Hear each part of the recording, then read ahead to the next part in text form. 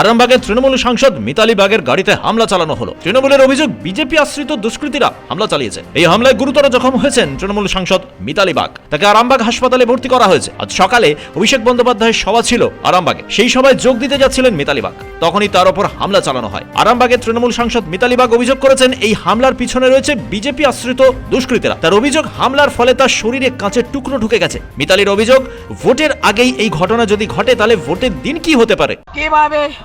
কিভাবে ভেঙেছে দেখুন গাড়িটাকে, সর্বত্র গাড়িটাকে কিভাবে ভাঙচুর করেছে দেখুন। প্রাণে মেরে ফেলার চেষ্টা করেছিল, প্রাণে মেরে ফেলবে। আমি কোন রকম আমার বিয়ে, আমার ড্রাইভারকে আমি কোন রকম এবং নিজে প্রাণে বেঁচেছি। আপনারা দেখুন, ভারতীয় জনতা পার্টির জুমলা বাড়ি গেটটা তো খোলা যাবে না, কিভাবে নামবো? গেটটা তো খোলা যাবে না। দেখুন এই গেটটাকে কিভাবে খোলা যাবে?